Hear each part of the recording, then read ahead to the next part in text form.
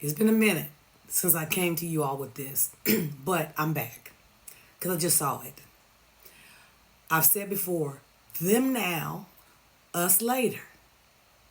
Or maybe them now, us now. What you talking about, Annie? I'm glad you asked. Check this out. New at 10, a family traumatized after armed federal agents busted into their home as they were sleeping and took almost everything they own. Problem is, they were not the people agents were supposed to be looking for. News 4 Spencer Humphrey is here with their frightening ordeal. Spencer, what's going on here? Yeah, well, get this. That family just moved here about 2 weeks ago from out of state, and this is how their life in Oklahoma got started. They say they told federal immigration agents they had the wrong people, but those agents kept treating them like criminals, even though they're all U.S. citizens. Fear. Because I did feel at times that I was going to die. So much fear. I kept praying. I said, God, please let me live through this moment. Humiliation. I was a zero. I was nothing. Pure disbelief. I just couldn't understand, how is this happening to us? All just for wanting a fresh start. You come to Oklahoma and you get treated like this. For what?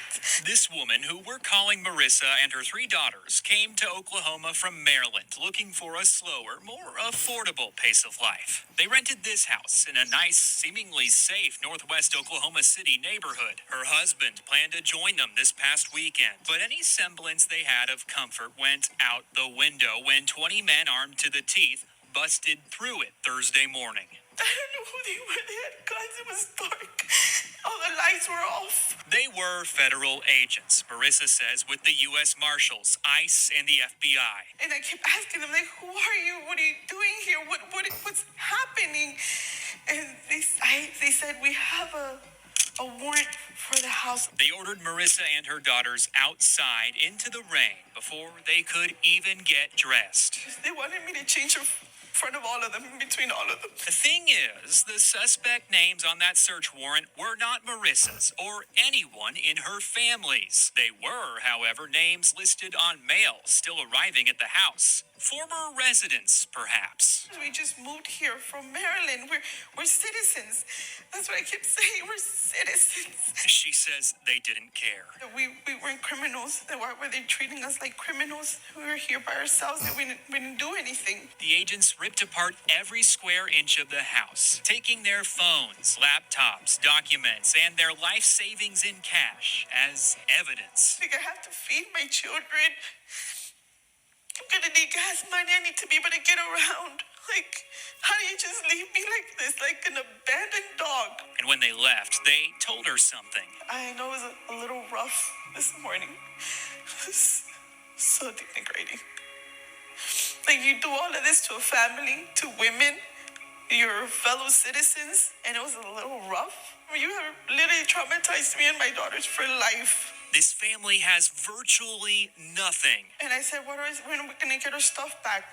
He was like, it could be days or it could be months. Nothing but questions. What if I would have been armed? What if you're breaking in? What am I supposed to think? My initial thought is we were being robbed. My daughters, my female daughters, being kidnapped. Nothing but likely lifelong trauma. We have guns pointed at our faces. Can you just reprogram yourself and see us as humans, as women, a little bit of mercy, and care a little bit about your fellow human mate, about your fellow citizen, like fellow resident. We bleed too.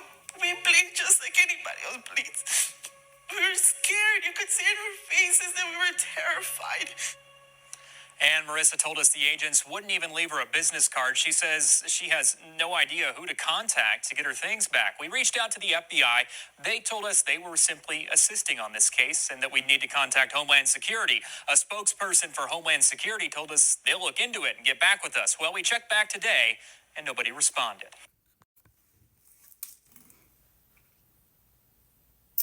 So just passing the buck. Passing the buck. Oh, we're just assisting. Oh, we'll look into it.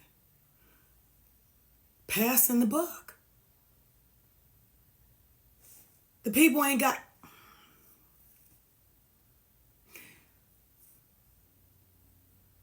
And she's right. Because what's the first thing you think? Breonna Taylor. Somebody busting in your house. What? You gonna defend your home. So they could have ended up gone. This is crazy. This is crazy. This is America. But again, I kept saying, late 1940s, INTERNMENT camps for Japanese Americans.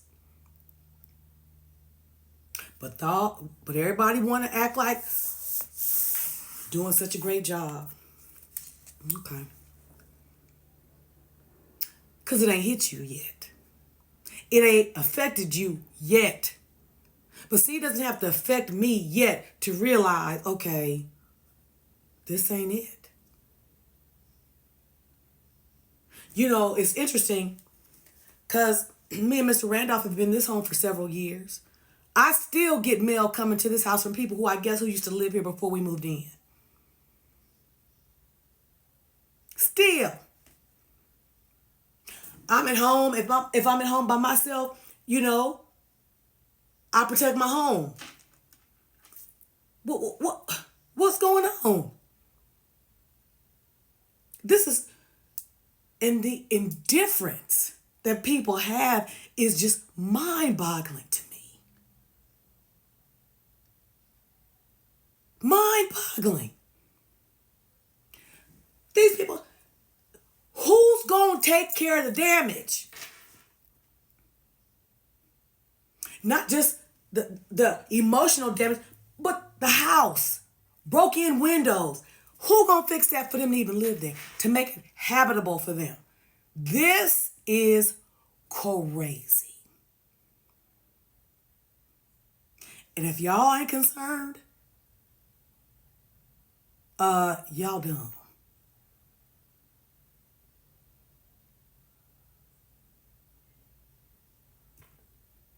Those are my thoughts. What are yours? Take that with you.